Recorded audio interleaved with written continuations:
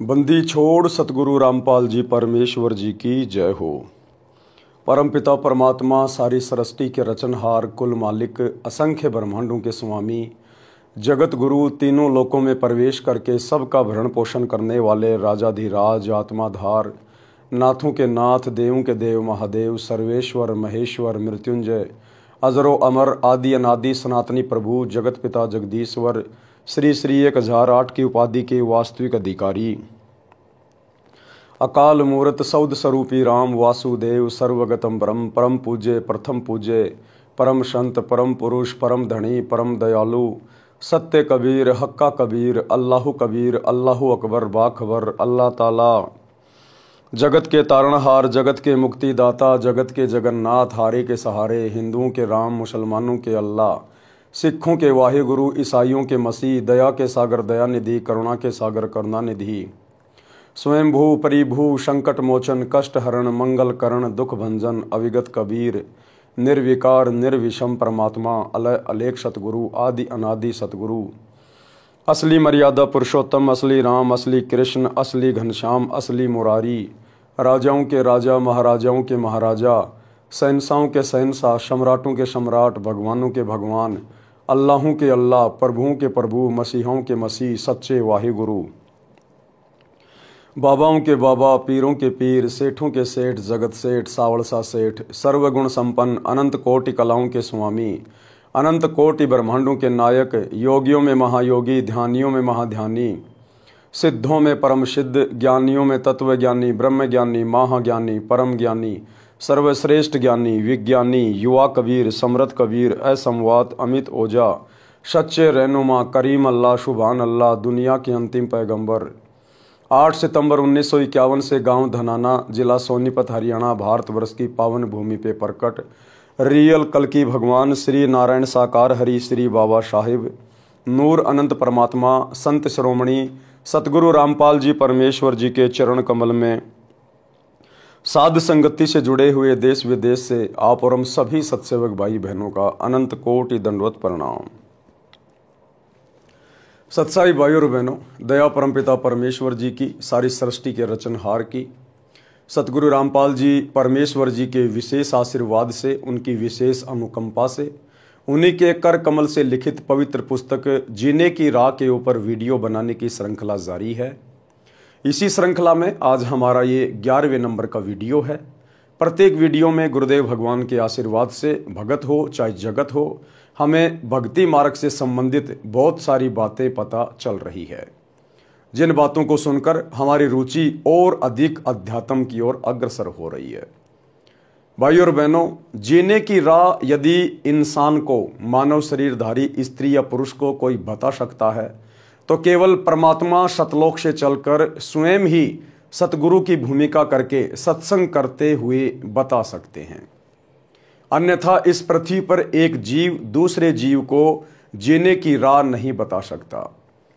जीने की राह केवल यही नहीं है, बचपन में खेले कूदे, बड़े हुए, पढ़ाई करी, उससे थोड़े बड़े हुए, शादी हुई, बच्चे हुए, उनका पालन पोषण किया, बुढ़ापा आया और फिर मर गया। नहीं, असल में जीने की राह है इस मनुष्य जन्म से भक्ति पूर्ण करके और मोक्ष प्राप्त करवाना, क्योंकि ये मनुष्य जन्म हमें सिर्फ और सिर्फ परमात्मा की सत भक्ति करके जन्म मरण के रोग से छुटकारा प्राप्त करने के लिए ही मिलता है।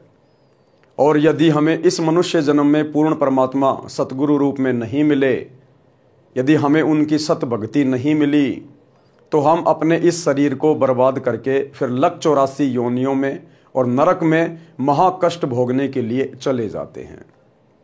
आज इस पृथ्वीवासियों का सौभाग्य है कि ये कलयुग की बिचली पीढ़ी है, भक्ति युग है, परमात्मा स्वयं सतगुरु रूप में धरती पे प्रकट हैं। मौका बिल्कुल भी ना गंवाएं, किसी के कहने से ना चलें, देखा देखी में ना सोचें, ना विचार करें। अपनी आंखों से एक बार सतगुरु रामपाल जी के कर कमल से लिखित पवित्र पुस्तकों को पढ़ें, गूगल से डाउनलोड करें, विशेषकर ज्ञान गंगा और जीने की राह, तथा यूट्यूब पर सत्संग सुनिए, सृष्टि रचना सतगुरु रामपाल जी। अन्यथा भाइयों और बहनों, ये मनुष्य जीवन आपका बर्बाद है, बर्बाद।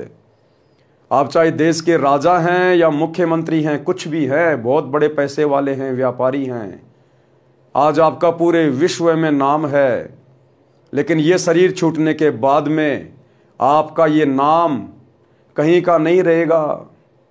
आपकी ये धन संपदा आपके साथ नहीं जाएगी।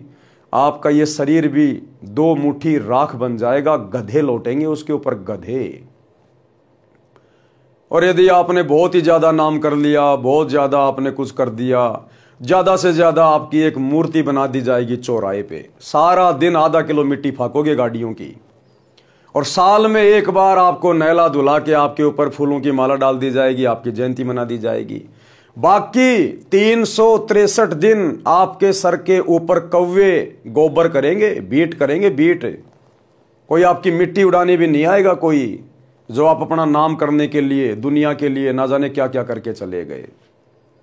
ये दुनिया मतलबी है, स्वार्थी है, केवल अपने स्वार्थ के कारण लोगों को याद करती है। बाकी लोग बुढ़ापे में अपने माँ बाप को ठोकर मार देते हैं। आपकी चौराहे वाली मूर्ति किसी के क्या काम की। तो भाइयों और बहनों, यदि नाम भी करना है तो भक्ति मार्ग में करो।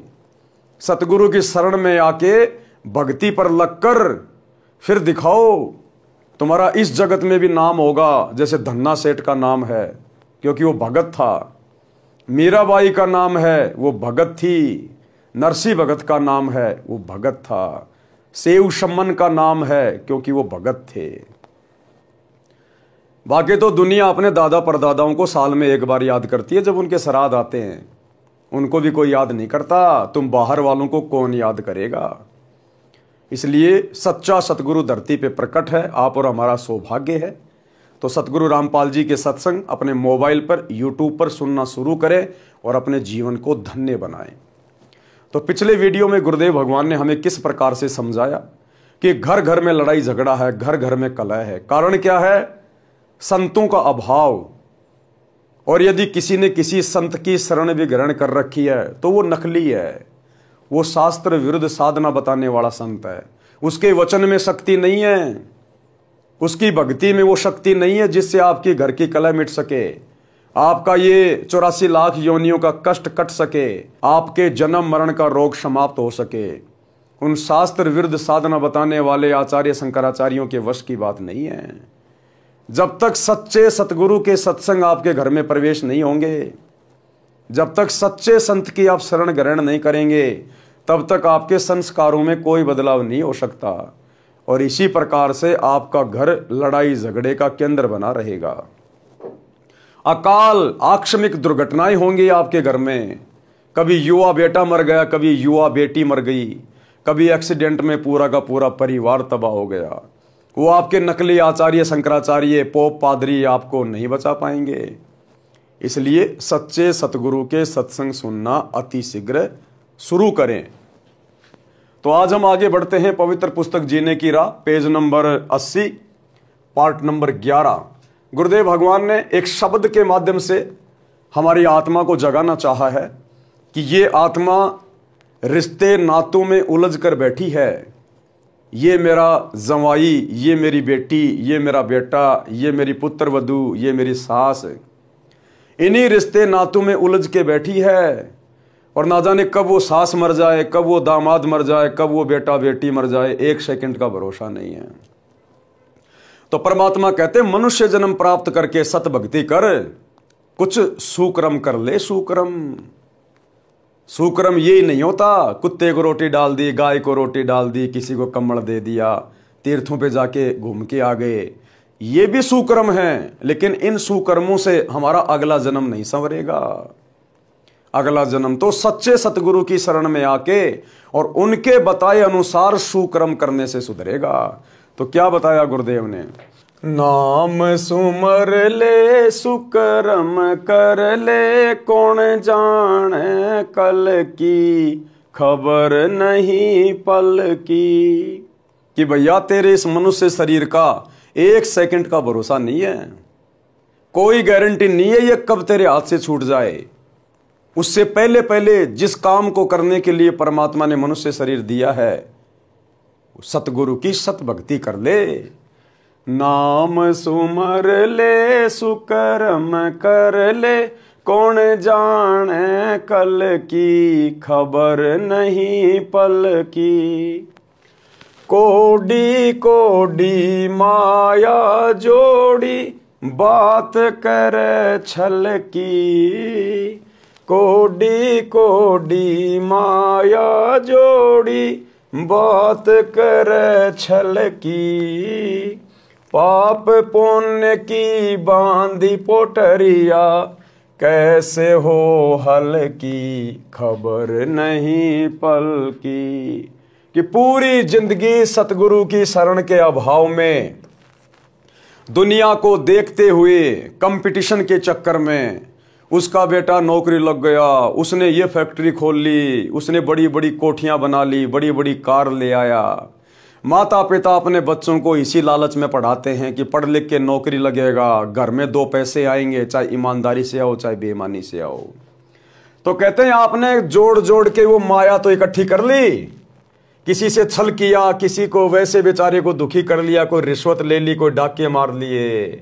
कहते हैं पाप पुण्य की बांधी पोटरिया, ये तो तूने पाप और पुण्य की गठरी बांध ली, ये तो तूने अपना जीवन बर्बाद कर लिया। ये कैसे हो हल्की, अरे बिना सतगुरु की शरण के, बिना सतगुरु की सत भक्ति के, ये पाप और पुण्य की पोटली जो तूने बांध ली है, पूरी जिंदगी दो के चार करके, गधे और बैल की तरह कमा के, ये कैसे हल्की होगी अब तेरी। वहां तेरे पाप कर्म तेरे परिवार वाले नहीं बटवाएंगे, जिनके लिए तू गधे और बैल की तरह पूरी जिंदगी लगा दिन रात है। रिश्वत लेने से बाज नहीं आया, मिलावट करने से बाज नहीं आया, किसी को ठगने से बाज नहीं आया। जब धर्मराज के दरबार में जाएगा तो खाली हाथ जाएगा, ये कमाई तेरी यहीं रह जाएगी। दुनिया ऐस करेगी तेरी कमाई पे, जिस कमाई को जोड़ने के लिए तूने पाप इकट्ठे कर लिए। अब ये पाप तेरे को खुद को भोगने पड़ेंगे धर्मराज के दरबार में। तेरी प्यारी पत्नी, तेरी माँ, तेरे प्यारे प्यारे बेटा बेटी तेरे पाप कर्म नहीं बटवाएंगे, वहां तेरे हाथ काटे जाएंगे, तुझे गरम तेल के कड़ाई में तला जाएगा, तेरी आंखें फोड़ी जाएंगी, कीड़ों के कुंड में वहां पर तेरे को डाला जाएगा।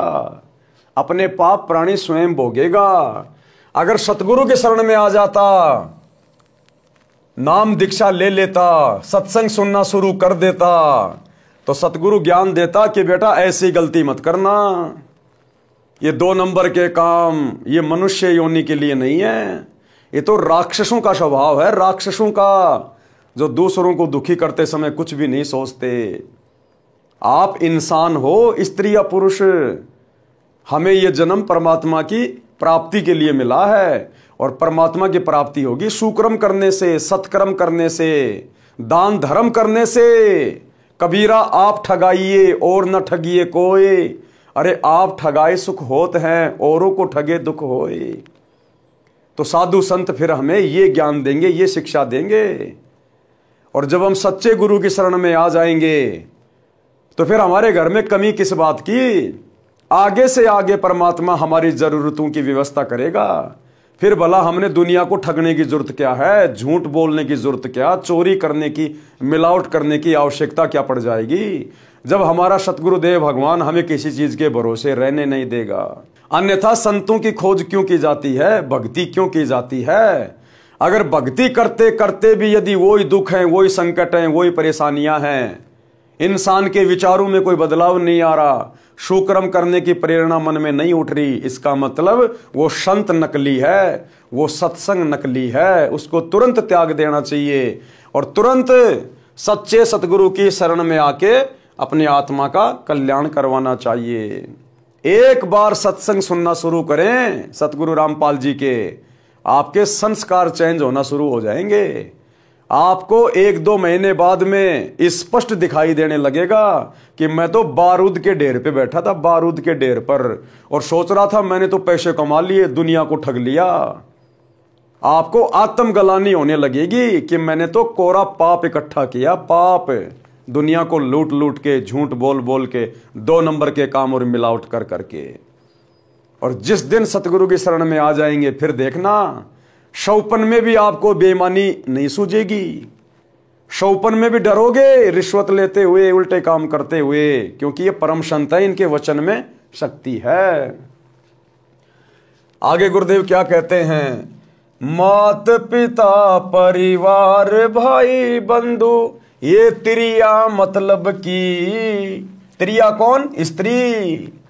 मात पिता परिवार भाई बंधु ये त्रिया मतलब की। चलती बरिया कोई न साथी या माटी जंगल की खबर नहीं पल की। कहते हैं जिस परिवार और कुटुंब के चक्कर में, जिनके पालन पोषण के ही चक्कर में तू दिन देखता ना रात गधे और बैल की तरह कमाए जा रहा है, कमाए जा रहा है, घर भरे जा रहा है। कहते अंत समय में जब तू यहां से शरीर छोड़ के जाएगा, जब तेरा शरीर मिट्टी बनेगा, तो कहते हैं चलती बरिया कोई ना साथी, तेरा कोई साथी नहीं होगा। अकेला आया था अकेला जाएगा। आत्मा का कल्याण करवाने आया था और पाप कर्मों की गठरी बांध के चल दिया बिना सतगुरु की शरण के।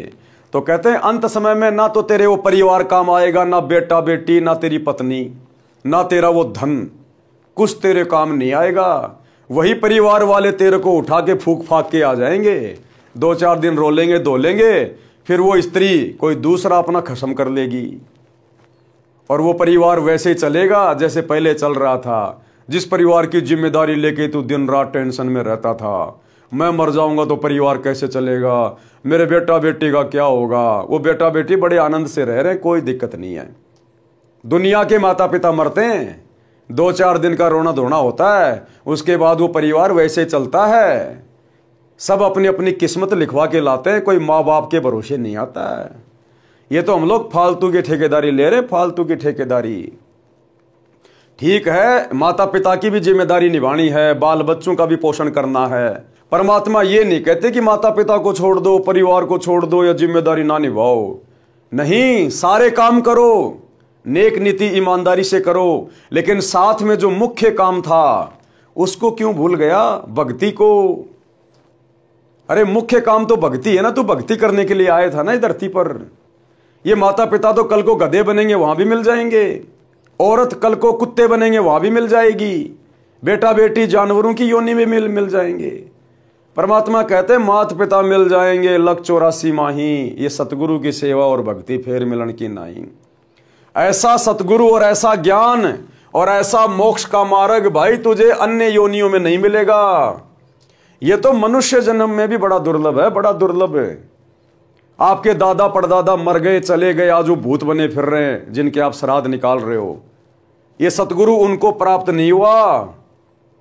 आज जो मनुष्य शरीरधारी है उनका सौभाग्य है, अपना रोग कटवा सकते हैं जन्म और मरण का। तो ये सतगुरु पशु योनि तो छोड़ दीजिए, पशु योनि में तो कोई भक्ति कर ही नहीं सकता। मनुष्य योनि में भी मिलना अति दुर्लभ है, अति दुर्लभ। लेकिन आज ये सतगुरु बेहद सुलभ है। अगर जरा सा दिमाग लगा लिया जाए, महीना 2 महीना अगर यूट्यूब पर इनके सत्संग सुन लिए जाएं, सृष्टि रचना को अच्छे से समझ लिया जाए, तो जीवन धन्य हो जाएगा, जीवन धन्य। आपका वो परिवार भी, आपके बच्चों का पालन पोषण भी परमात्मा के आशीर्वाद से इतने अच्छे तरीके से होगा, आपके आड़ोसी पड़ोसी गांव वाले देखते रह जाएंगे कि ये भाई साहब करता कुछ नहीं है और इसके घर में ठाट बाट हो रहे हैं। और पहले बैल से ज्यादा कमा रहे थे, बैल से ज्यादा, गधे से ज्यादा, और फिर भी हमारे खर्चे पूरे नहीं हो रहे थे।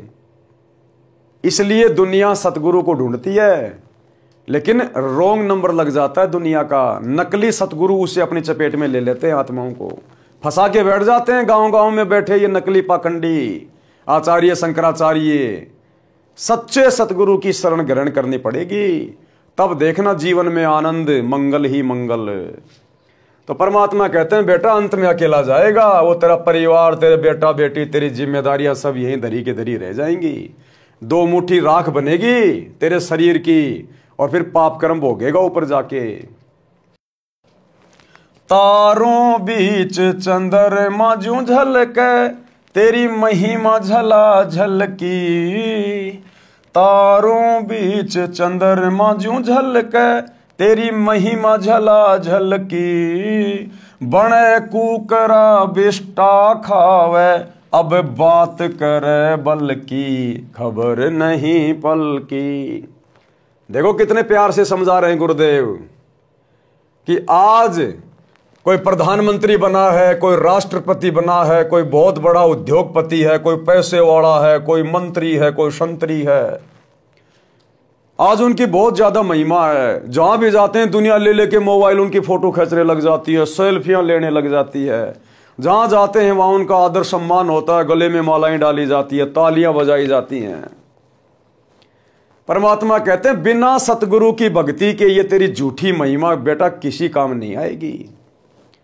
आज तो तेरी महिमा ऐसी हो रही है जैसे तारों के बीच में चंद्रमा की होती है। रात्रि में तारों में जैसे चंद्रमा अलग ही दिखाई देता है ना, आज इस दुनिया में आम इंसानों में, आम प्राणियों में आज तेरी महिमा ऐसे हो रही है। फलाने देश का राष्ट्रपति, प्रधानमंत्री, मुख्यमंत्री, उद्योगपति, वो क्रिकेटर, वो हीरो, वो हीरोइन, कहते हैं आज तेरी महिमा बड़ी जबरदस्त हो रही है। लेकिन एक सतगुरु की शरण में ना आने से ये महिमा तेरी रहेगी कितने दिन? चलो मान लिया जब तक तेरा शरीर है 60 साल का, 70 साल का, तू मंत्री बन लिया, प्रधानमंत्री बन लिया, दुनिया तेरी फैन हो रही है, तेरी महिमा बन रही है। और जब शरीर छूटेगा तब कहां जाएगा? फिर तेरे ऊपर परमात्मा का नियम लागू होगा, परमात्मा का विधान लागू होगा। सीधा 84 लाख योनियों में तेरे को डाला जाएगा।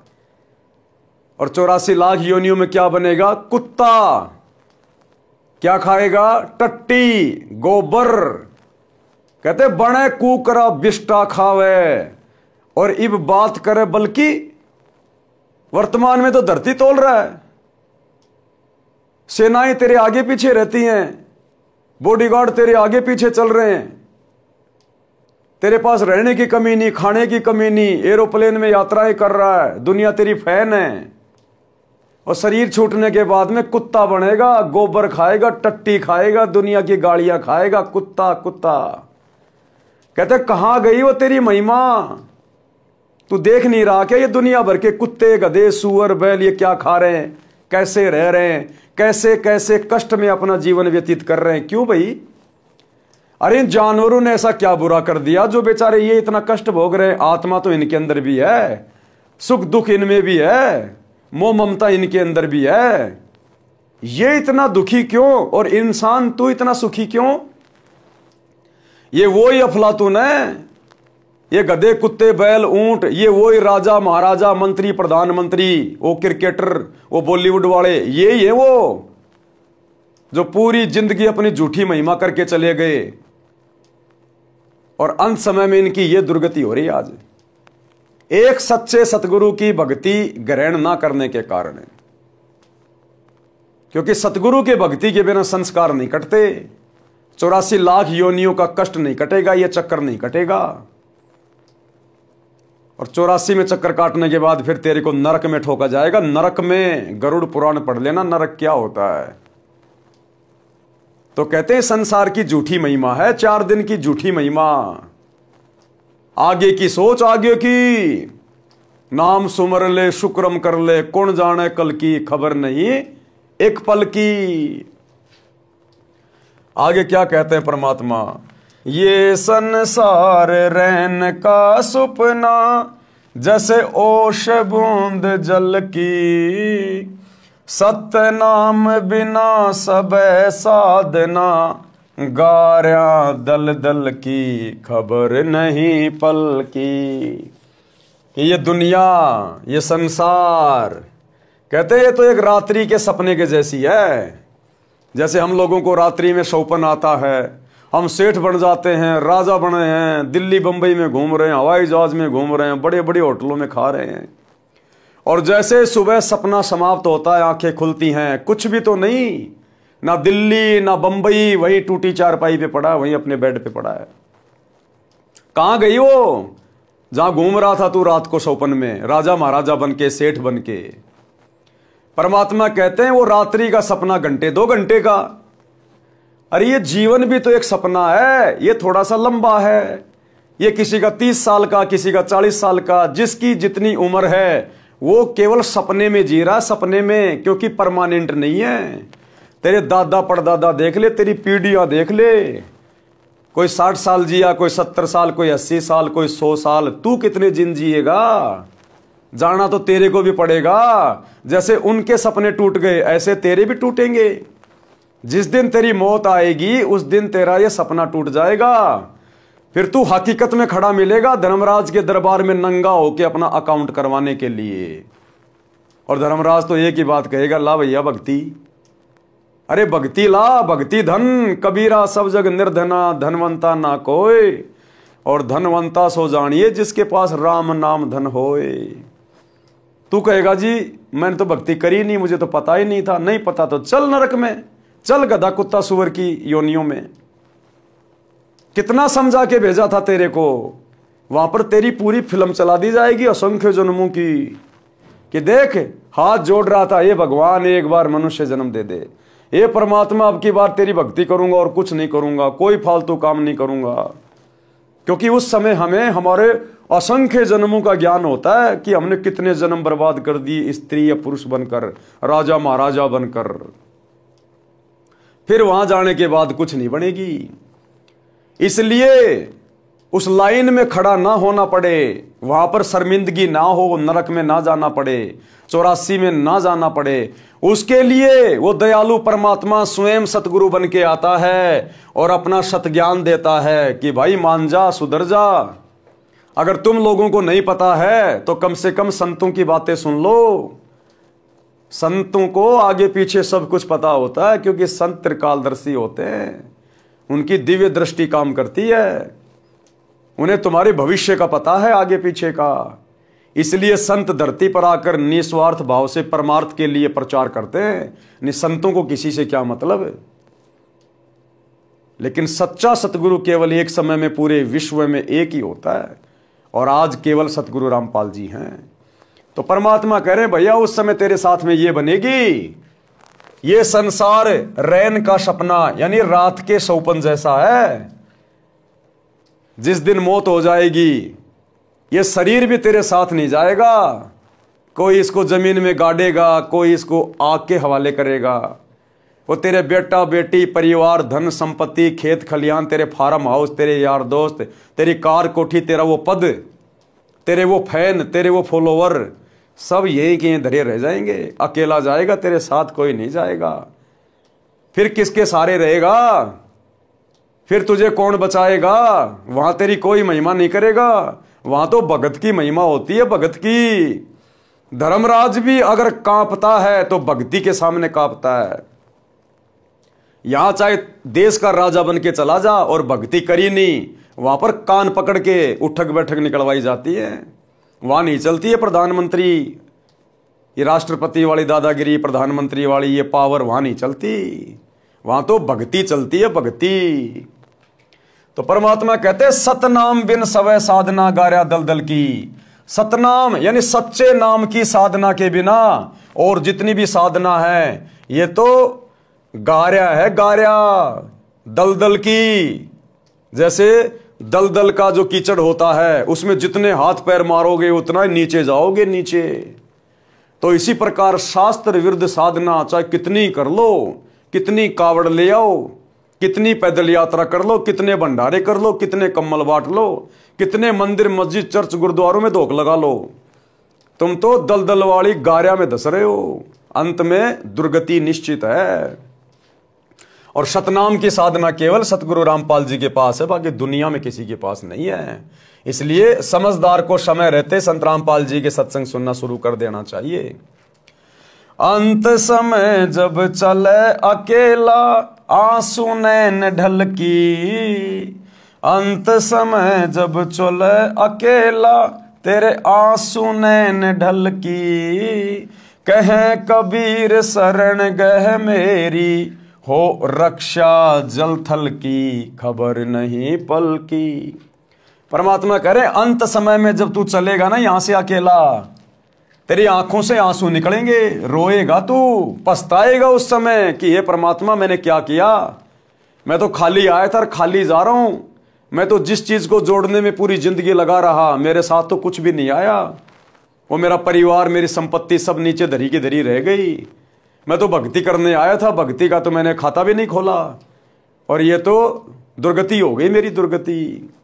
तो मालिक कहते अंत समय में जो भक्तिहीन प्राणी होता है वो रोता हुआ जाएगा, यम के दूत उसके मुख दर मारते हुए लेके जाएंगे, नंगे पैर पकड़ के उसकी कॉलर, उसकी गर्दन। और कहते हैं कहे कबीर शरण गए मेरी, कबीर परमात्मा कहते हैं जब मैं सतगुरु रूप में धरती पे आता हूं, मेरी शरण में तो आके देख एक बार, यम के दूत तेरे निकट भी नहीं आएंगे। हो रक्षा जल थल की, जब तक जिएगा तब तक भी तेरी मैं रक्षा करूंगा, तेरे ऊपर कोई आंच नहीं आने दूंगा।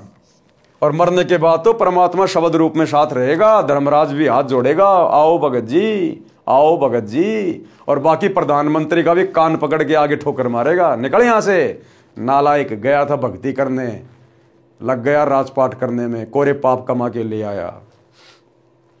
भावार्थ, परमात्मा कबीर जी ने बताया है कि हे भोले मानव, स्त्री या पुरुष, परमात्मा का नाम जाप कर, शुभ कर्म कर, पता नहीं कल यानी भविष्य में क्या दुर्घटना हो जाएगी, एक पल का भी ज्ञान नहीं है। धन का संग्रह छल कपट किए बिना हो ही नहीं सकता।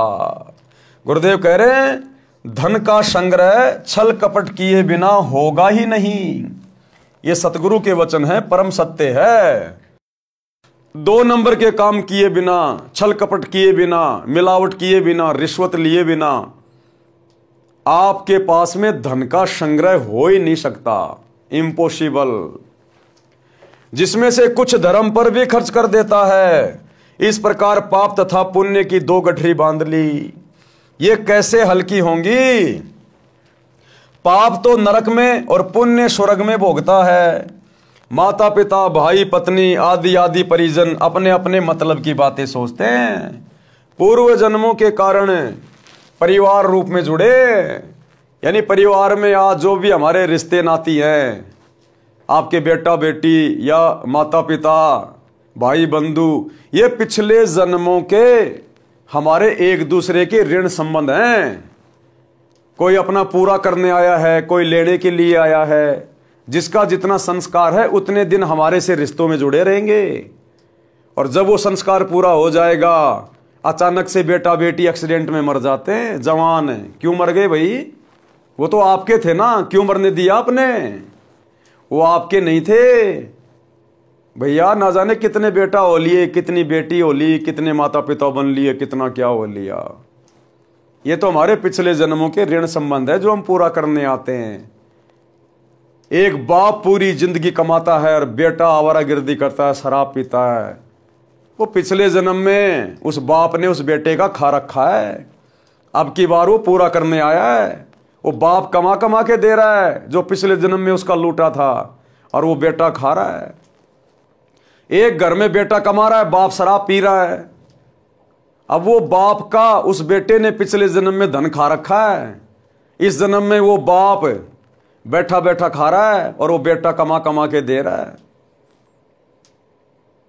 आपके घर में जो दामाद जी हैं, आपने जिनको अपनी बेटी दे दी, बहुत सारा दहेज भी दे दिया, गाड़ी भी दे दी, वो दामाद उस ससुर ने पिछले जन्म में उस दामाद का खा रखा है, लूट रखा उसको। इस जन्म में वो दामाद बनके, जवाई बनके वो धन भी ले गया और बेटी भी ले गया। ये केवल ऋण संबंध है, यहां कोई किसी का नहीं है। एक लेवा एक देवा दूतम, कोई किसी का पिता नहीं पुतम, ऋण संबंध जुड़े सब नाता, अंत समय सब 12 बाटा। जैसे वो संस्कार खत्म, उसी समय सब अपने अपने रास्ते निकल जाते हैं। मरने के बाद बेटा कहां जाएगा, बाप कहां जाएगा, माँ कहां जाएगी। भक्ति नहीं करी तो बाप बनेगा गधा, माँ बनेगी कुतिया, बेटा बनेगा शुअर, हो गया 12 बाट अंत में सब कुछ। और अगर सतगुरु की शरण में आ जाते, सत्संग सुन लेते, नाम दीक्षा ले लेते, तो सतगुरु अपने विमान में बैठा के ले जाता, विमान में बैठा के अपने सतलोक में। ना या गधा बनना, ना कुत्ता बनना, ना किसी का लेना, ना किसी का देना। और भैया मरना तो है, अमर तो कोई रहेगा नहीं, चाहे जो मर्जी हो, मरना तो है। अगर मरना है तो फिर आगे का भी क्यों ना सोच ले कि मरने के बाद आगे कहां जाएंगे, ठिकाना कहां होगा हमारा। थोड़ा उस पर भी तो विचार कर लो 2 मिनट शांति से बैठ के, कि मरना तो पड़ेगा, और मरेंगे तो शरीर भी साथ नहीं जाएगा, बाकी चीजें तो जानी नहीं है। तो आगे क्या ठिकाना, मैं जाऊंगा कहां मरने के बाद?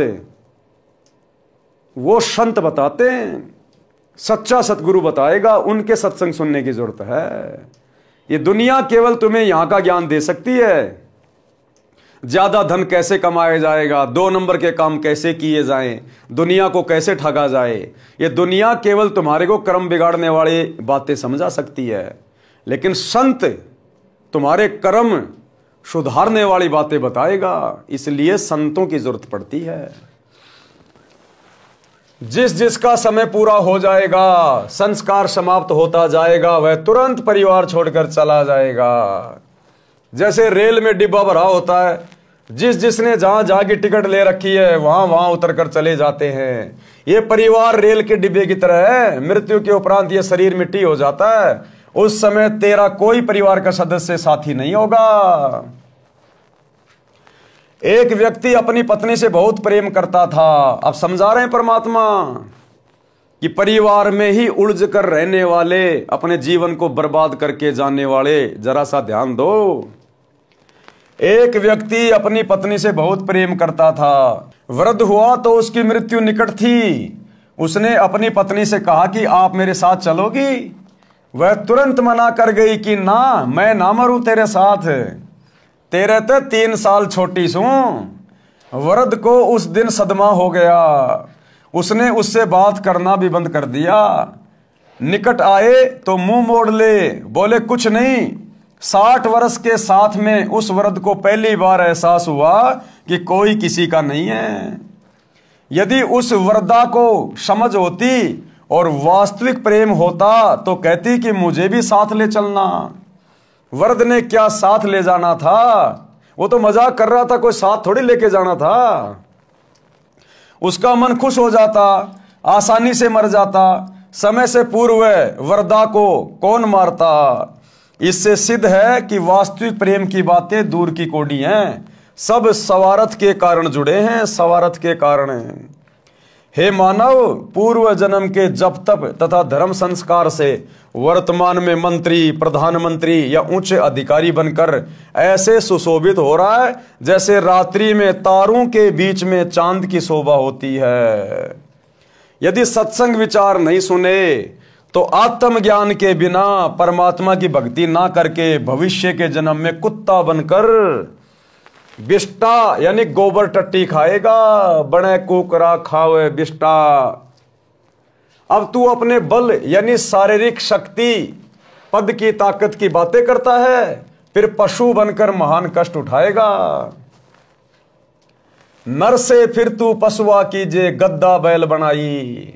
मरने के बाद क्या होगा? भक्तिहीन प्राणी का नर यानी इंसान से फिर तू पशु बनेगा, गधा कुत्ता सुअर बनेगा, बैल बनेगा, ऊंट बनेगा। तेरे नाक में नाथ डाली जाएगी, फोड़ फोड़ के खेत में जोता जाएगा।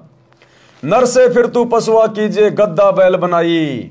और ये 56 भोग कहां मन बोरे, कुरड़ी चरने जाई। आज छोटा मोटा कोई अधिकारी बन के, कोई पद पोस्ट प्राप्त करके और अपनी ताकत का जो अहंकार करता है ना, बेवजह लोगों को परेशान करता है। कहते हैं बिना भक्ति के अगले जन्म में ऊंट बनेगा, बैल बनेगा। तेरे नाक को फोड़ के नाथ डाली जाएगी, रस्सा डाला जाएगा और यू खींच खींच के चलाया जाएगा तेरे को, खींच खींच के। बिना सतगुरु की भक्ति के कितनी बड़ी आफत मोल ले रहा है। शब्दार्थ, जो मनुष्य स्त्री या पुरुष सत्य भक्ति शास्त्र अनुसार गुरु से दीक्षा लेकर नहीं करता, वह मृत्यु के पश्चात पशु जीवन प्राप्त करता है।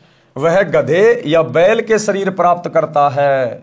मानव शरीर में स्वादिष्ट भोजन खाता था। गधा बनने के पश्चात अच्छा खाना भी नहीं मिलता। गधे का शरीर धारण करके जंगल में कूड़े के ढेर में गंदा भोजन व घास खाता है। इसलिए भक्ति करो। आज तो लक्स के साबुन से नहा रहा है, बड़े बड़े महंगे महंगे खुशबूदार शैम्पू लगा रहा है, सेंट लगा रहा है? जरा सी कोई गंदगी लग जाए तो शर्ट को उतार के नई ले लेता है।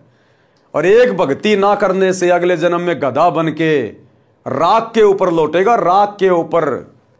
जिंदगी में कोई तुझे एक बार भी नहीं नहलाएगा, एक बार भी। ये दुर्गति होगी फिर इस इंसान की। ये 4 दिन की महिमा, उसके बाद कष्ट ही कष्ट।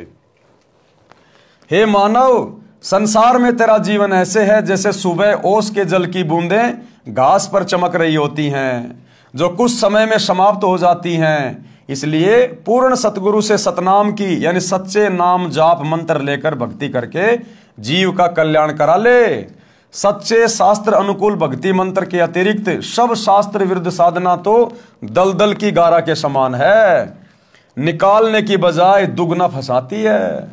वह साधना परमेश्वर कबीर जी के पास थी तथा कुछ संतों को भी परमेश्वर कबीर जी ने बताई थी, परंतु उनको अन्य को बताने को मना किया था।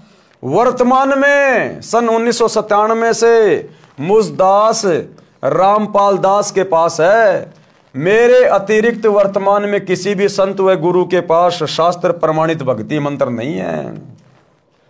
यह दावा वर्तमान में सतगुरु रामपाल जी के अलावा कोई भी आचार्य शंकराचार्य नहीं कर सकता कि पूरे विश्व में मेरे अलावा और किसी के पास में शास्त्र अनुकूल मोक्ष प्राप्त करवाने वाली साधना नहीं है। कोई भी आचार्य शंकराचार्य दावा नहीं कर सकता। ये क्या दावा करेंगे?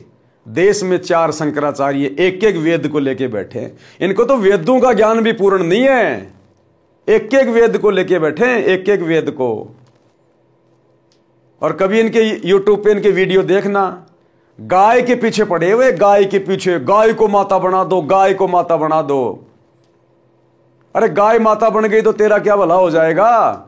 और क्या माता बनने से उस गाय का भला हो जाएगा? उस गाय को क्या पता तू माता बन गई, तू देश का राष्ट्रीय पशु बन गई, उस गाय को क्या पता? वो तो पशु योनि है, जैसे सुअर वैसे गाय। और गाय को माता बना दो, गाय को माता बना दो, ये है शंकराचार्यों का ज्ञान। अरे कोई मनुष्य को शिक्षा दे, मनुष्य जन्म का उद्धार कैसे हो। नहीं तो ये शंकराचार्य और उनके फॉलोअर अगले जन्म में गाय बन के घूमेंगे, बैल बन के घूमेंगे। ये हाल है भाई और बहनों इन संतों का। इसलिए सतगुरु रामपाल जी के अलावा पूरे विश्व में वर्तमान में ये शास्त्र अनुकूल साधना और किसी के पास नहीं है। आओ दीक्षा लो और अपना तथा अपने परिवार का जीवन सफल बनाओ। यदि आप जी ने मेरे यानी रामपाल दास के अतिरिक्त किसी अन्य पंथ के संत या गुरु से दीक्षा ले ली तो वही बात होगी कि आसमान से गिरे और खजूर में अटके। अब ये सत्संग सुन के, ये ज्ञान सुनकर, ये पुस्तकें पढ़कर यदि आपने कहीं और से दीक्षा ले ली, किसी और नकली काल के दूत के जाके फंस गए तो आसमान से गिरे और खजूर में अटके, वहीं की वहीं रह जाओगे, वहीं की वहीं। घर के रहोगे ना घाट के। मैं लेखक पहले गांव-गांव में सत्संग करता था, यानी सन 1994 से सन 1993 से सतगुरु रामपाल जी जब तक ये करोथा का आश्रम नहीं बना था 1999 में, तब तक गांव-गांव जाकर आदरणीय गरीबदास जी के ग्रंथ साहिब का पाठ करते थे और 3 दिन का सत्संग किया करते थे। मेरा सत्संग सुनते जो आत्मा को हिलाकर रख देता है, मेरे से नाम दीक्षा नहीं लेते, अन्य संतों से दीक्षा लेते थे, वहां से कोई लाभ नहीं हुआ। कई वर्ष भटककर मेरे से दीक्षा ली तो सुखी हुए। बता रहे हैं परमात्मा पहले ही कि जब शुरुआत में मैं सत्संग करता था तो सत्संग तो मेरा सुन लेते थे और दीक्षा किसी आड़ोसी पाड़ोसी के कहने से राधा स्वामी में ले ली, जय गुरुदेव में ले ली, निरंकारी में ले ली। और 10-5 साल वहां भटकने के बाद जब उनकी दुर्गति होती है ढंग से, तब आते वापस रो पीट के कि महाराज जी गलती हो गई। फिर महाराज जी से दीक्षा लेते और कुछ ही समय में परमात्मा घर में वो सुख दे देते जो वहां 10-10 साल से धक्के खाने के बाद भी उनको देखने को भी नहीं मिलते थे। उपरोक्त सत्संग वचनों से निष्कर्ष निकलता है कि यदि सत्संग के विचार सुनने को मिल जाएं तो घर स्वर्ग बन जाता है, उसके बिना नरक सा जीवन जीना पड़ता है। इस प्रकार विश्व उद्धार संभव है। सब प्यार प्रेम से जीवन यापन करके मोक्ष प्राप्त कर सकते हैं, ये अति अनिवार्य है।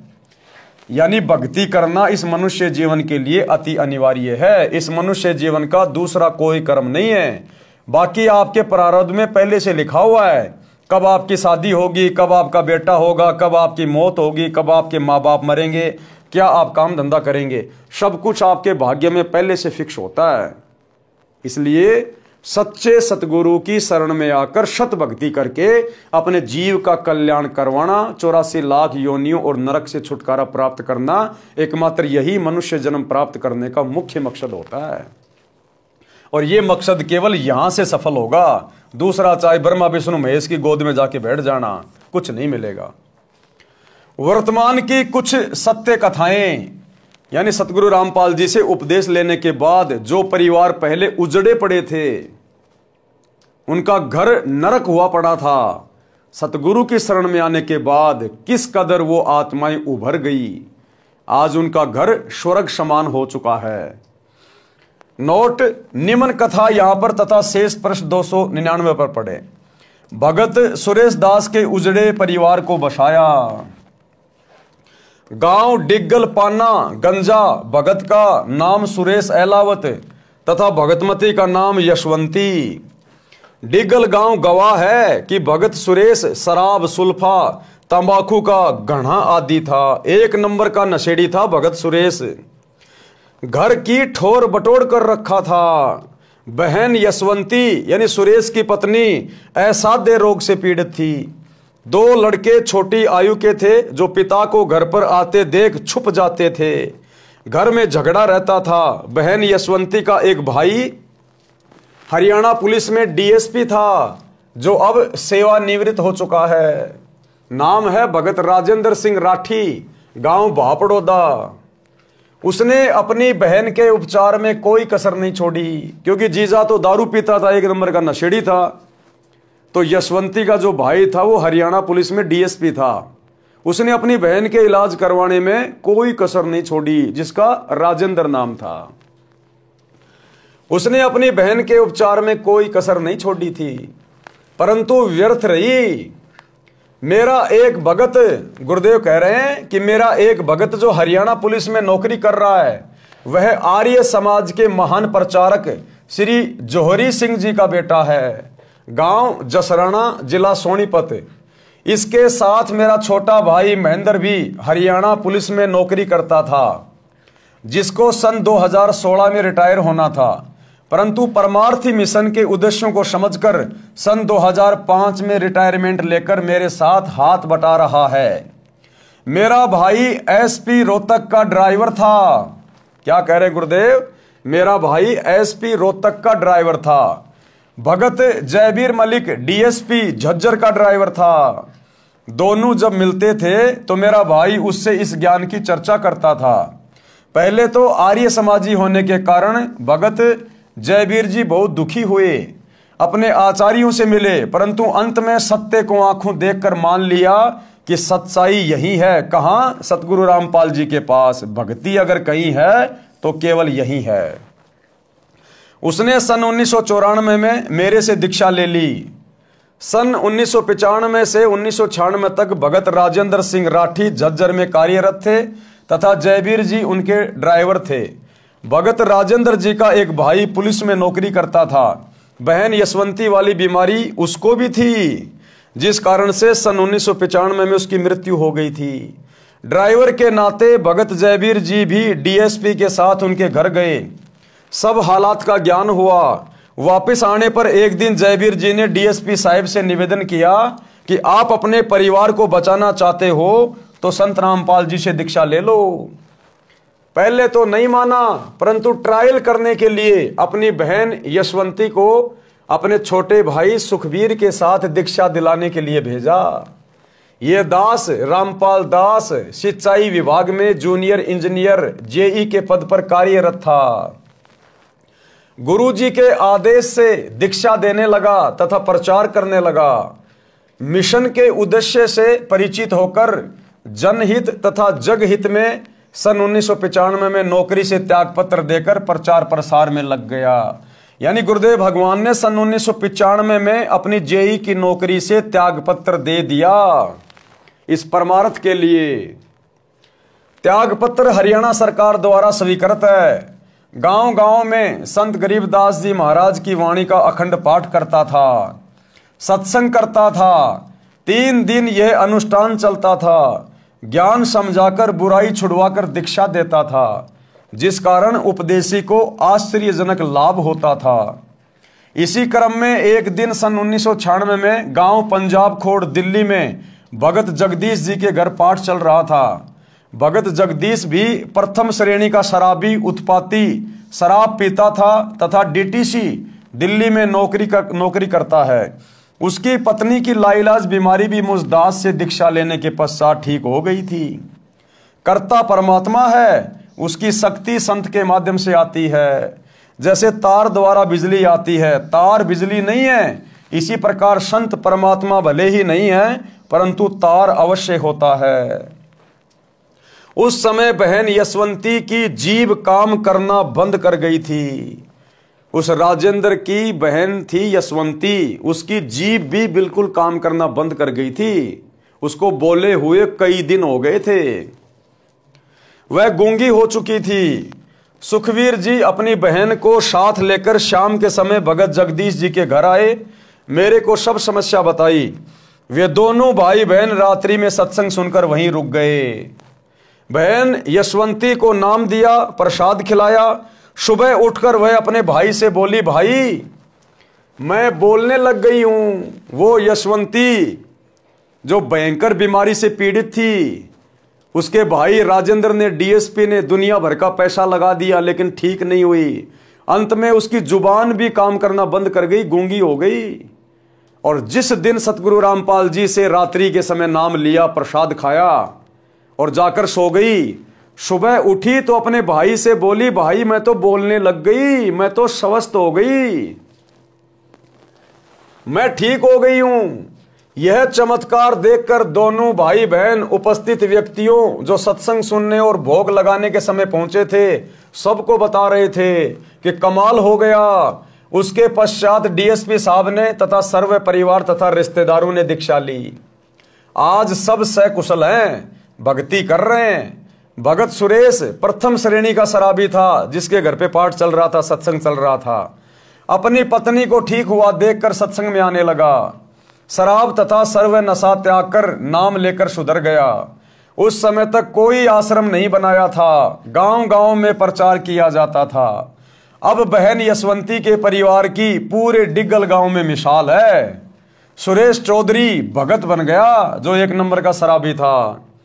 सारी बुराई त्याग दी। दोनों लड़के दिल्ली पुलिस में एक ही दिन सिपाही भर्ती हो गए, केवल सतगुरु के आशीर्वाद से। अन्यथा वो परिवार नरक बन गया था, नरक। उस यशवंती की तो अकाल मृत्यु होनी थी और वो थोड़े दिनों बाद में शराब पी के मरना था। और दोनों बच्चे उसके भीख मांग मांग के खाने थे, भीख मांग मांग के। उस परिवार की ये हालत होनी थी। लेकिन सतगुरु की शरण में आने से, सत्संग सुनने से आज वो परिवार आबाद हो गया, आबाद। दोनों लड़के दिल्ली पुलिस में एक ही दिन सिपाही भर्ती हो गए। लोगों को लगा होगा कि पैसे देकर भर्ती कराए होंगे, परंतु ये सत्य है कि एक पैसा भी किसी को नहीं दिया। आप स्वयं जांच कर सकते हैं। दोनों लड़कों के विवाह में 1 रुपया से अधिक कुछ नहीं लिया। यह भी जांच का विषय है। ऐसे ऐसे अनेकों उदाहरण हैं। ये कहानी बताने का मेरा उद्देश्य यह है कि जैसे गीता अध्याय 16 श्लोक 23 और 24 में कहा है कि शास्त्र विधि को त्याग कर मनमाना आचरण करने वाले को तो कोई लाभ परमात्मा से नहीं मिलता। और सतगुरु रामपाल जी के अलावा धरती पर जितने भी शंकराचार्य, आचार्य, मंडलेश्वर, गिरी, पुरी, नागा, ओगड़, वैष्णव, शैर, जितने भी ये पंथ वाले हैं, जितने भी ये साधु संत महात्मा हैं, श्री राम कथा कहने वाले, श्री कृष्ण लीला कहने वाले, रामायण का पाठ करने वाले, यानी एक सतगुरु रामपाल जी को छोड़कर आज धरती पर कोई संत या सतगुरु या गुरु कहलाने का अधिकारी नहीं है। उनके पास में शास्त्रों के अनुसार साधना नहीं है। वे मनमुखी भक्ति कर रहे हैं और तुम लोगों से करवा रहे हैं, और अंत में तुम सबका जीवन नरक बना के छोड़ देंगे, नरक बना के। आज घर घर में भक्ति हो रही है और घर घर में दुख है, कष्ट है, अकाल मृत्यु है, लड़ाई झगड़ा है। क्या खाक काम आ रही हो भक्ति? अरे वो देवी देवता जिनकी भक्ति कर रहे हैं, कौन से दिन काम आएंगे फिर? तो भाई और बहनों, सच्चे सतगुरु की शरण में आने से ही बात बनेगी, अन्यथा धरती पर भक्ति नहीं है। शास्त्रोक्त भक्ति करने से परमात्मा की शक्ति से सर्व असंभव कार्य भी सिद्ध हो जाते हैं, मोक्ष भी मिलता है। ऋग्वेद मंडल 10 सूक्त 161 मंत्र 2 में भी प्रमाण है कि परमात्मा की भक्ति करने वाले का असाध्य रोग भी नष्ट हो जाता है।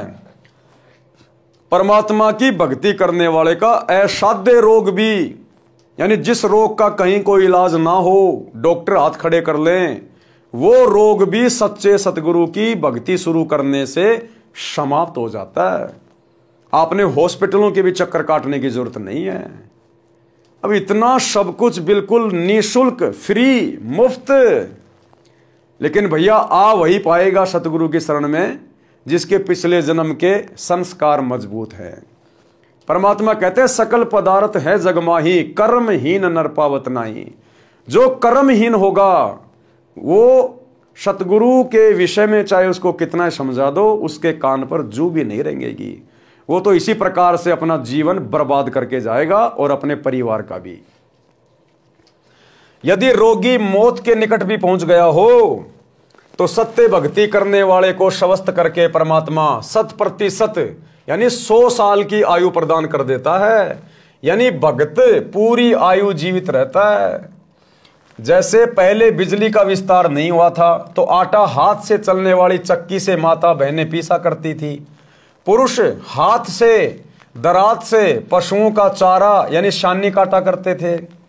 फिर हाथ से चलाने वाली मशीन गंडासे का आविष्कार हुआ, वह भी कठिन कार्य था। वर्तमान में बिजली की शक्ति से आटा चक्की चलती है, गंडासे यानी शानी काटने की मशीनें चलती हैं। असंभव कार्य हो रहा है, शीघ्र तथा सुगम हो रहा है। बिजली का विधिवत कनेक्शन लेना होता है, बिजली की मर्यादा का पालन करना होता है, अन्यथा सुखदायी बिजली विनाश का कारण बन जाती है। जिस प्रकार आपने घर में बिजली का कनेक्शन ले लिया, अब बिजली का कनेक्शन लेने के बाद आपके सारे काम आसान हो जाएंगे। आटा भी मशीन पीसेगी, पशुओं का चारा भी मशीन काटेगी, जूस भी मिक्सी बनाएगी, घर में लाइट आएगी, गर्मी में कूलर पंखे चलेंगे। कितना आसान हो गया, जिंदगी कितनी सुगम हो गई। लेकिन वो बिजली का कनेक्शन तो ले लिया, अब आपने बिजली की जो मर्यादा है उनका भी ध्यान रखना पड़ेगा। अगर आपने कटे फटे या नंगे तार को हाथ लगा दिया तो उठा के फेंक देगी, घर में मौत भी हो जाएगी। ठीक इसी प्रकार आपने सतगुरु का ज्ञान समझकर सतगुरु से नाम दीक्षा तो ले ली, लेकिन अब आपने उनकी मर्यादाएं भी निभानी पड़ेंगी। जो जो मर्यादा सतगुरु हमें बताएंगे कि आपने क्या भक्ति करनी है, क्या नहीं करनी है, क्या क्या आपने धर्म कर्म करने हैं और क्या क्या सावधानियां रखनी हैं, ताकि आपका नाम खंड ना हो जाए, मर्यादा टूट ना जाए।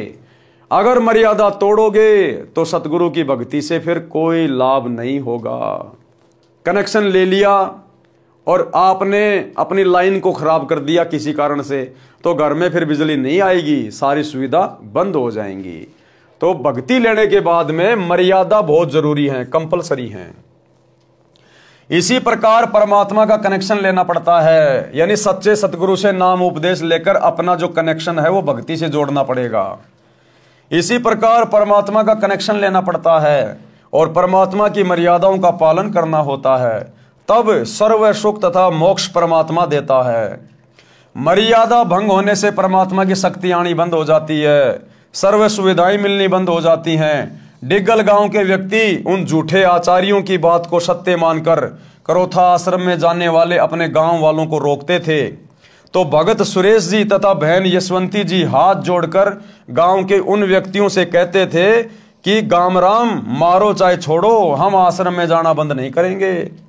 हमारा तो घर वहीं से बसा है, नहीं तो हम आज उजड़ गए होते। परमात्मा ने उनकी सच्ची भक्ति का फल भी ऐसे ही दे रखा है। सत्संग न सुनने से सर्वनाश हुआ। अब एक तो आपने कथा सुन ली कि सत्संग सुनने से, सच्चे गुरु की शरण में आने से किस प्रकार उजड़ा हुआ घर भी आबाद हो गया, और सत्संग ना सुनने से, सतगुरु की शरण में ना आने से कैसे आबाद परिवार भी बर्बाद हो जाते हैं। कबीर राम नाम कड़वा लागे और मीठे लागे दाम, भाई दुविधा में दोनों गए या माया मिली ना राम। शब्दार्थ, सत्संग न सुनने वाले मानव स्त्री पुरुष को परमात्मा के विधान का ज्ञान नहीं होता, जिस कारण से उनको परमात्मा के विषय में चर्चा भी अच्छी नहीं लगती है। धन संग्रह करना अच्छा लगता है, जिस कारण से उनको दोनों से हाथ धोने पड़ते हैं। यानी उससे न तो परमात्मा मिलता है और न ही मृत्यु के पश्चात धन भी यहीं रह गया, उसके दोनों ही हाथ से निकल गए। पंजाब प्रांत में मेरे यानी रामपाल दास के पूज्य गुरुदेव जी का आश्रम तलवंडी भाई की नामक कस्बे में है। उनके सतलोक चले जाने के पश्चात उनका दास रामपाल दास महीने के दूसरे रविवार को सत्संग करने जाता था। मेरे गुरुदेव जी के कुछ शिष्य तलवंडी भाई की कस्बे के सेठ भी हैं। उनका रिश्तेदार शुक्रवार को एक वृद्धा की मौत पर शोक व्यक्त करने सह परिवार आया था। वह शनिवार 2 बजे बाद दोपहर को अपने घर चंडीगढ़ जाने लगा तो सत्संगी रिश्तेदारों ने उनसे कहा कि आज और रुक जाओ, कल सुबह 8-10 बजे सत्संग होगा, आप सत्संग सुनकर प्रसाद लेकर जाना। यानी जहां गुरुदेव सत्संग करने जा रहे थे तो वहां पर उनका कोई रिश्तेदार आया हुआ था जिनके घर पे सत्संग था। पैसे वाला था, बड़ी पार्टी थी, बिजनेस करता था, मारुति गाड़ी में सह परिवार आया हुआ था। उनके घर में कोई मौत हो गई थी, इसलिए शोक व्यक्त करने आया था। तो जब वो जाने लगा तो भक्तों ने कहा जी आज और रुक जाओ, 10-11 बजे गुरु जी का सत्संग है, 2-3 घंटे सत्संग होगा, सुन के आराम से चले जाना आप जी। लेकिन उसको तो भैया पैसे की चिंता हो रही थी कि मेरी पार्टी आई हुई है, उसको मैंने होटल में ठहराना है, उसके लिए मैंने बहुत ज़्यादा बंदोबस्त करने हैं, मेरा उसके साथ में एग्रीमेंट होना है, मैंने 5 लाख रुपए उससे कमाने हैं। अब 1995 में 1998 में 5 लाख रुपए भाई साहब आज के 15-20 लाख रुपए के बराबर थे। तो वो नहीं माना और सह परिवार बिना सत्संग सुने चल दिया। रिश्तेदार ने कहा कि कल रविवार को एक पार्टी आएगी, 2 बजे उनसे मेरा अनुबंध होना है, यानी एग्रीमेंट है, जिसमें मुझे 5 लाख रुपए का लाभ होगा। यह घटना सन 1998 की है। सत्संगियों ने आग्रह किया कि आप रविवार को 11 बजे सुबह चलोगे तो भी आप समय पर पहुंच सकते हो, फोन करके उन्हें सूचित कर देंगे कि वे कुछ देर से आ जाएंगे। परंतु वह नहीं माना क्योंकि उसको तो पैसे दिखाई दे रहे थे 5 लाख। उसके परिवार में कुल 4 सदस्य थे, पत्नी तथा बेटा बेटी। चारों अपनी मारुति कार में सवार होकर चंडीगढ़ के लिए शनिवार को रवाना हो गए। चंडीगढ़ से कुछ पहले अंबाला शहर के पास एक बजरी का भरा ट्रक खराब हालत में खड़ा था। उसके पिछले टायर निकाल रखे थे, जैक लगा रखा था। माया के लोभी को केवल 5 लाख का ही लाभ नजर आ रहा था। यानी वही बातें सोचता हुआ गाड़ी चला रहा था, पार्टी आएगी, एग्रीमेंट करूंगा, उस बिजनेस में मुझे 5 लाख रुपए मिलेंगे, 5 लाख से फिर ये करूंगा वो करूंगा। कार पूरी गति से चला रहा था। कार उस बजरी के भरे ट्रक के नीचे घुस गई, जैक हट गया, पूरा परिवार कुचल गया। बड़े दुख के साथ कहना पड़ रहा है कि यदि सत्संग सुनने के लिए रुक जाता तो ये नाश नहीं होता। माया के बिना तो काम चल जाता, परंतु काया के बिना यानी शरीर के बिना नहीं चलता, क्योंकि शरीर है तो परमात्मा की भक्ति करके आत्म कल्याण कराया जा सकता है। परमेश्वर कबीर जी ने सतर्क किया है कि कबीर राम नाम कड़वा लागे और मीठे लागे दाम, दुविधा में दोनों गए माया मिली ना राम। अब उसको सत्संग तो लग रहा था कड़वा और 5 लाख रुपए लग रहे थे मीठे। ये राम नाम कड़वा लागे और मीठे लागे दाम, और दुविधा में दोनों गए माया मिली ना राम। अब मर गया, पूरे परिवार को ले मरा, हो गया पूरा घर बर्बाद, मर गए सारे के सारे। वो एग्रीमेंट वहीं धरा का धरा रह गया, ना वो पैसा साथ गया और शरीर भी उसका भी सत्यानाश कर दिया, जिस शरीर से भक्ति करके मोक्ष प्राप्त कर सकता था।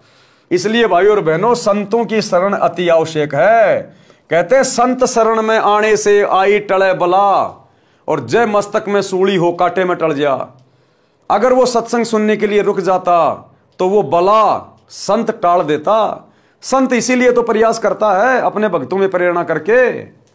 वो भगत उसको क्यों रोक रहे थे? गुरुजी की प्रेरणा से, क्योंकि गुरुजी को तो पता था ना आगे का क्या होने वाला और क्या नहीं होने वाला। लेकिन भैया वो नहीं माना तो अपनी दुर्गति करवा बैठा। शब्दार्थ, सत्संग ना सुनने वाले मानव स्त्री पुरुष को परमात्मा के विधान का ज्ञान नहीं होता, जिस कारण से उसको परमात्मा के विषय में चर्चा भी अच्छी नहीं लगती। धन संग्रह करना अच्छा लगता है, जिस कारण से उसको दोनों से हाथ धोने पड़ते हैं। यानी उसे न तो परमात्मा मिलता है और मृत्यु के पश्चात धन भी यहीं रह गया। उसके दोनों ही हाथ से निकल गए। इसलिए भाई और बहनों, सत्संग की ओर रुचि करो, आत्म कल्याण कराओ और जीवन की राह को आसान बनाओ। और ये जीवन की राह आसान वर्तमान में केवल एकमात्र सच्चे संत सतगुरु रामपाल जी की सत भक्ति से होगा। दूसरा धरती पे कोई सेंटर नहीं। और सत्संग में जाने से बड़ी आपत्ति टल जाती है। कबीर संत शरण में आने से आई टले बला, जय भाग्य में सूली हो, यानी मौत भी हो, कहते हैं कांटे में टल जा। भावार्थ, समर्थ कबीर परमेश्वर के कृपा पात्र सच्चे गुरु सतगुरु से दीक्षा लेने वाले भगत या भगतमती की परमात्मा रक्षा करता है। यदि पूर्व जन्म के पाप के कारण साधक को मौत की सजा सूली यंत्र के द्वारा मिलनी भाग्य में लिखी हो, जो अत्यधिक पीड़ादायक होती है। पहले के टाइम में राजा महाराजा सूली की सजा तोड़ा करते थे। एक 5 या 6 फुट का भालेनुमा ऊपर से पहना एक लकड़ी होती थी, उसको जमीन में गाड़ दिया जाता था। और जिस व्यक्ति को सूली की सजा सुनाई जाती थी उसको अच्छे से बांध के ऊपर उसके एक वो चकड़ा लगा दिया जाता था और उस व्यक्ति को गुदा द्वार से बैठा दिया जाता था ऊपर। उसकी गुदा से वो भाला अंदर जाता था शरीर में, धीरे धीरे धीरे धीरे, और खोपड़ी से निकलता था। इतनी कष्टदायक पीड़ादायक मौत दी जाती थी, उसको कहते थे सूली तोड़ना। तो परमात्मा कहते हैं अगर आपके भाग्य में वो सूली से सजा तोड़ना भी लिखी है और यदि आप सच्चे सतगुरु की शरण में आ जाते हैं तो गुरुदेव भगवान कहते हैं वो कांटे में टल जाती है। यानी महीने 2 महीने की जेल में काट देगा परमात्मा। अगर गर्दन कटनी हो तो आपके हाथ की उंगली कट के रह जाएगी। संत आपका इतना बचाव कर देते हैं और आपके शरीर को भक्ति के लिए सुरक्षित रख देते हैं। तो परमात्मा उस भगत के उस मृत्यु दंड को समाप्त करके कुछ छोटा मोटा दंड, जैसे पैर में कांटा लगना, इतना देकर टाल देता है। भयंकर दंड को नाम मात्र के दंड में बदल देता है, जो बहुत बड़ी बला यानी परेशानी थी। एक गांव में संत का आश्रम था। अब देखो कैसे एक कथा के माध्यम से गुरुदेव भगवान हमें समझा रहे हैं कि किस प्रकार से परम संत की शरण में आने के बाद सूली जैसी सजा भी एक कांटे में टल जाती है, हल्के में परेशानियां कट जाती हैं। एक गांव में संत का आश्रम था जो गांव से लगभग 2 किलोमीटर दूर बना था। उस गांव के कई परिवार संत जी के शिष्य थे। संत जी वर्ष में केवल 2 बार उस आश्रम में आते थे। उसके साथ कुछ स्थायी शिष्य भी आते थे। वह संत अपनी मंडली के साथ प्रत्येक बार 2 महीने उस आश्रम में रहता, फिर अन्य आश्रम में जाता था। संत जी अपने कार्यक्रम के अनुसार 2 महीने के लिए आया हुआ था। उस गांव के भक्तों ने भोजन की व्यवस्था अपने अपने घरों से कर रखी थी। एक परिवार एक दिन का भोजन आश्रम वालों को घर से बनाकर लाकर खिलाता था। प्रत्येक भगत की इच्छा रहती थी कि अपने गुरुजी को उत्तम भोजन, खीर व सब्जी रोटी खिलाएं। एक परिवार का भोजन का दिन था। उस दिन दूध खराब हो गया। जिस दिन एक बहन का भोजन का नंबर था गुरुजी को भोजन खिलाने का, उस दिन उसकी भैंस का दूध खराब हो गया। तो अब वो दूध मांगने के लिए अपने किसी पड़ोसन के पास गई। उस दिन दूध खराब हो गया। उस माई का नाम कस्तूरी था। उसी के पड़ोस में एक परिवार था जिसमें केवल 2 माँ बेटे थे। कारण यह था कि उस बहन रामो के पति की मृत्यु असमय हो गई जब लड़का 2 वर्ष का था। उस बहन ने एक घटना देखी थी कि उसके परिवार में दूसरे दादसरे की संतान में एक बहू विधवा हो गई थी। एक पुत्र 3 वर्ष का था। उसने अपने देवर से शादी कर ली। देवर भी शादीशुदा यानी मैरिड था। देवर से भी उसको एक पुत्र प्राप्त हो गया। देवर देवरानी उससे मजदूर के समान बर्ताव करते थे। रूखा सूखा जूठा टुकड़ा पहले बेटे तथा माता को देते थे, जिस कारण से लड़के ने बड़ा होने पर आत्महत्या करनी पड़ी। वह भी पागल होकर कहीं चली गई। सब देवर जेठ बुरे नहीं होते।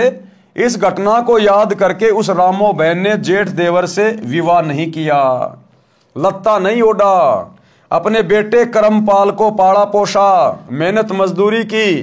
कुछ जमीन भी थी, उसी में मेहनत करके गाय भैंस को पालती थी। अपने बेटे को अच्छा घी दूध खिलाती पिलाती थी, विचार करती थी कि बेटा शीघ्र जवान हो जाएगा, इसका विवाह करूंगी, ये अपने कार्य को संभाल लेगा, मैं सुख का जीवन जीऊंगी।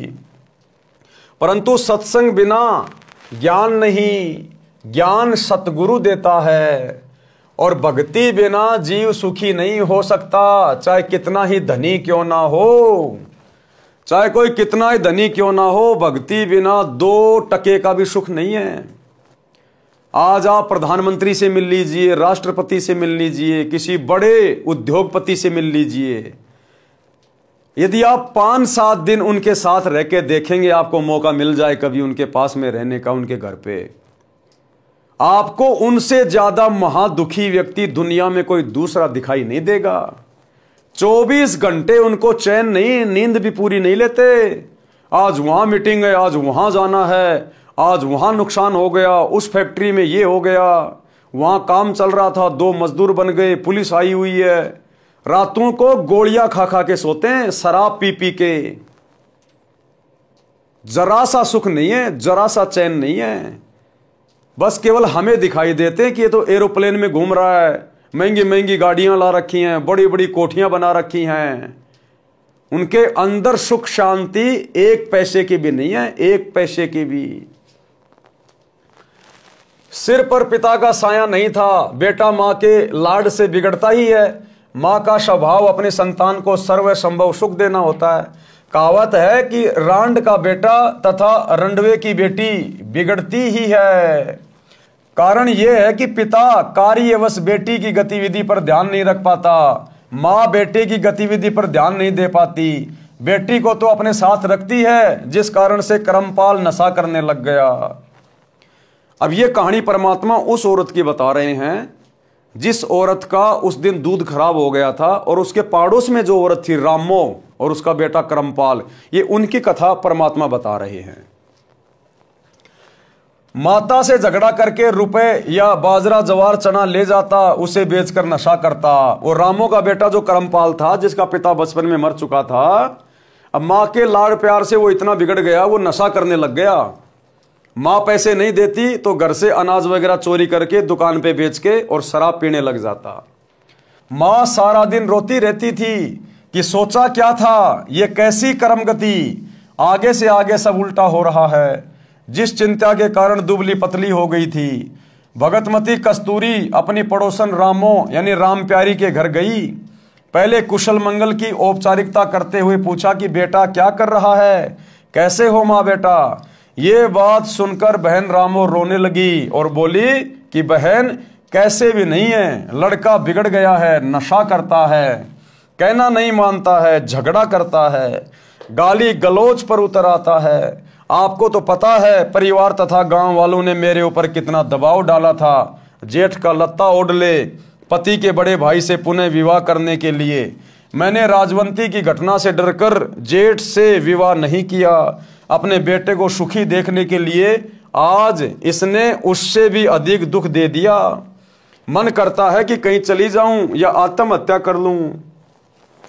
भगतमती कस्तूरी ने कहा कि बहन गलत बात नहीं सोचा करते, बड़ा होकर सुधर जाएगा। आप मर गई तो तेरे को पता है चाचे ताऊ सारी जमीन हड़प लेंगे, लड़के को अधिक नशा कराकर मार डालेंगे। ऐसा विचार न कर, एक काम करो, मेरे साथ सत्संग में चला करो। यहां अकेली के मन में ऐसे विचार आते रहेंगे, सूख कर काटा हो गई हो। रामो बोली ना बहन ना, मेरे को तो नगर के लोग वैसे ही शक की नजर से देखते हैं। कोई व्यक्ति किसी कार्यवश घर आ जाता है तो छत पर चढ़कर एक आंख से देखते हैं। आपके तो सिर पर धनी पति है, मैं सत्संग में चली गई तो जीना आराम कर देंगे, मुझे मरना ही पड़ेगा। बहन यूं बता आज सुबह सुबह कैसे आना हुआ। और रामो ने कहा कि बहन आज सुबह सुबह कैसे आना हुआ। कस्तूरी ने कहा कि बहन आपको तो पता ही है कि हमारे गुरुजी आश्रम में ठहरे हैं, आज भोजन कराने की बारी मेरी है। बहन खीर बनानी थी, दूध खराब हो गया, कुछ दूध उधार दे दे, कल लौटा दूंगी। यह बात सुनकर बहन रामो में करंट सा आ गया और दूध निकालकर बाल्टी खूंटी से लटका रखी थी, उठकर सारा का सारा दूध कस्तूरी की बाल्टी में डाल दिया। कस्तूरी ने कहा कि बहन कुछ तो रख ले। रामो बोली, बहन ना जाने कौन से जन्म का पुण्य उदय हुआ है, मुझ निर्भाग का दूध पुण्य में लगेगा। बस बहन ले जा, संतों भक्तों को भोजन करा। कस्तूरी बहन आश्चर्यचकित थी कि सारा का सारा दूध तो मैं सत्संगी होते हुए भी नहीं दे सकती थी, किलो 2 किलो तो रखती। बहन रामो को तो सत्संग की प्रेरणा की आवश्यकता है कि ये तो अच्छी आत्मा है, बहुत दयालु आत्मा है, इसको तो सत्संग के बारे में कभी फुर्सत में समझाना पड़ेगा, बताना पड़ेगा। उस दिन तो कस्तूरी को समय नहीं मिला। अगले दिन के 11-12 बजे रामो के घर गई। गांव में 12 से 2 तक दिन का समय महिलाओं को बातें करने का मिल जाता है। 2 घंटे तक सत्संग की बातें जो गुरुजी से सुनी थी सारी बताई, परंतु लोकलाज के कारण रामो मानने को तैयार नहीं थी। बहन कस्तूरी ने बताया कि हे बहन, आपने मीराबाई का नाम सुना है? रामो बोली कि हाँ, श्री कृष्ण जी की भगतनी थी। कस्तूरी बोली कि वह मंदिर में जाती थी, ठाकुर परिवार में जन्म था, महिलाओं को घर से बाहर जाने पर प्रतिबंध था, परंतु मीराबाई ने किसी की परवाह नहीं की। फिर उसका विवाह राजा से हो गया। राणा जी धार्मिक विचार के थे, उसने मीरा को मंदिरों में जाने से नहीं रोका, परंतु लोक चर्चा से बचने के लिए मीरा जी के साथ 3-4 महिला नौकरानी भेजने लगा, जिस कारण से सब ठीक चलता रहा। कुछ वर्ष पश्चात मीरा जी के पति की मृत्यु हो गई। देवर राजगद्दी पर बैठ गया। उसने कुल के लोगों के कहने से मीरा को मंदिर में जाने से मना किया, परंतु मीराबाई जी नहीं मानी, जिस कारण से राजा ने मीरा को मारने का षड्यंत्र रचा। विचार किया कि ऐसी युक्ति बनाई जाए कि यह भी मर जाए और बदनामी भी न हो। राजा ने विचार किया कि इसे कैसे मारें। राजा ने कहा कि सपेरे एक ऐसा सर्प ला दे कि डिब्बे को खोलते ही खोलने वाले को डंक मारे और व्यक्ति मर जाए। ऐसा ही किया गया। राणा जी ने अपने लड़के का जन्मदिन मनाया। उसमें रिश्तेदारों तथा अन्य गणमान्य व्यक्ति आमंत्रित किए। राजा ने मीरा जी की बांदी यानी नौकरानी से कहा कि ले, यह बेशकीमती हार है, मेरे बेटे का जन्मदिन है, दूर दूर से रिश्तेदार आए हैं, मीरा को कह दे कि सुंदर कपड़े पहनकर इस हार को गले में पहन ले, नहीं तो रिश्तेदार कहेंगे कि अपनी भाभी जी को अच्छी तरह नहीं रखता, मेरी इज्जत बेइज्जती का सवाल है।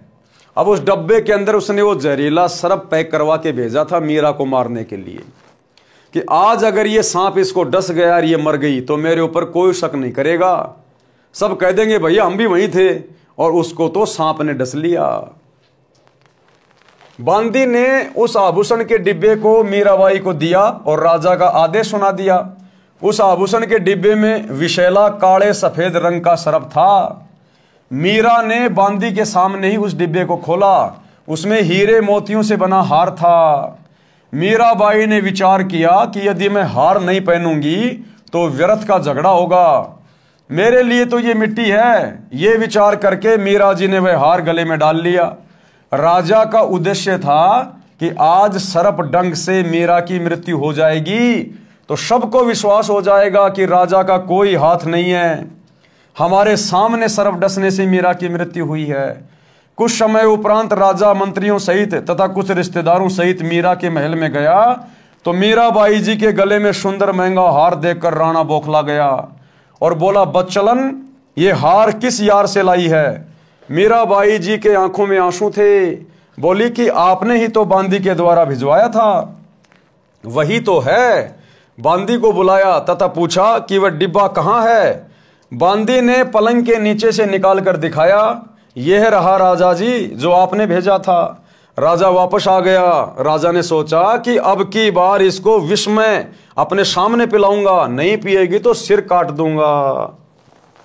मीराबाई को विष से मारने की व्यर्थ कोशिश। तो भाई और बहनों, आज के वीडियो में हम केवल इतना ही लेंगे क्योंकि ये कहानी बहुत लंबी है, एक वीडियो में कंप्लीट नहीं हो सकती है।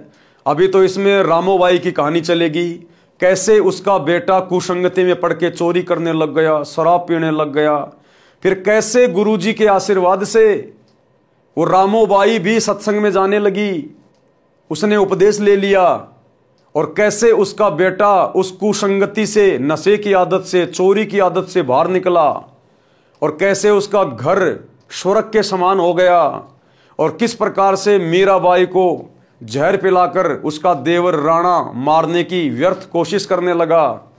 आगे चलकर कैसे मीरा का जहर अमृत में परिवर्तित हुआ, कैसे परमात्मा ने मीराबाई की रक्षा की और कैसे मीरा ने समाज से संघर्ष करते हुए अपनी भक्ति को सफल किया।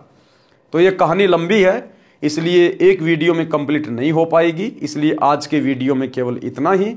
कल रात्रि 8 बजे सभी भाई बहन फिर से लाइव जुड़िए। तब तक गुरुदेव भगवान हम सबको आज्ञा दें, इजाजत दें, सद्बुद्धि दें, आशीर्वाद दें। बंदी छोड़ सतगुरु रामपाल जी भगवान की जय हो। भाई जो गुरु बचन पे डट गे, कट गे फंद 84 के, कट गे फंद 84 के, कट गे फंद 84 के। भाई जो गुरु बचन पे डट गे, कट गे फंद 84 के।